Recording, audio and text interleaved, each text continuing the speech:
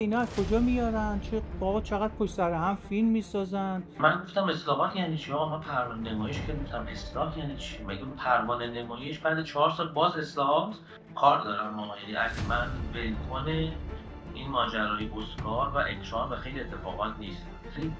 رقیب من در اسکار هزینه میکرد، خرج میکرد، پول خرج میکرد که فیلم من نیاد. کیو میگی؟ اون فیلم سازایی که کاری نمیکنن زیادی نجیبن. من خیلی آدم نجیبی نیستم، واقعا حال به هم زنه، یعنی واقعا اصلا عصبیت میکنه. من باورم نمیشد علی که اینقدر پشت این داستان برنامه سینمایی هفت، یک برنامه‌ای که از آغاز، بعد شما فکر کن در تلویزیون یک برنامه‌ای درست شده در حمایت از سینما، اصلا شما باور می‌کنی همین چیزی از اساس فراتری از کجا میاد بیرون؟ از دل همین برنامه.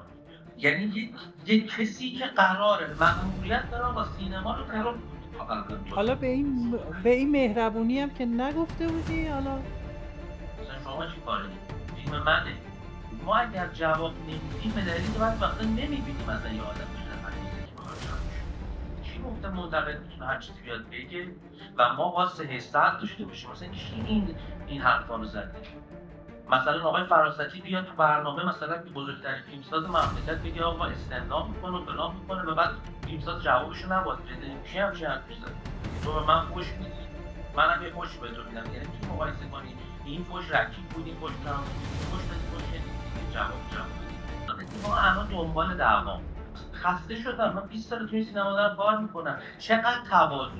منتقده برگشته میگه ما این فیلم رو ما حالش رو میخوایم بگیریم چون کارگردانش مدعی. آره مدعی هم، خیلی هم مدعی هم.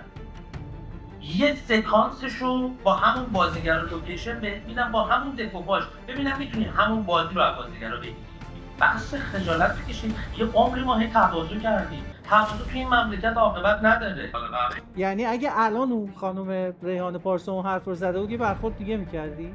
چی اصلا به نظر میرسه یه ذره داستان بیخ پیدا کرده. خودت برامون توضیح میدی؟ حالا دیگه این اواخر یه سری رفتارا بود دیگه. حالا اون متن استفهام هم بودش که به هر حال به بچه‌های تیم هم میگفتن که برید نامه جمع بکنید که ما با فلانی نمیتونیم کار بکنیم که در واقع ما بتونیم عذرش رو بخوایم. مگه میشه؟ پس اون جشن رو کی اگه مدیر اتمی یه همچین جایی توی همچین مراسمی کاری نداره پس کجا کار داره؟ یعنی همتون میدونید که وقتی بخوان یه فیلمی باشه میذارن، وقتی نخوان باشه نمیذارن.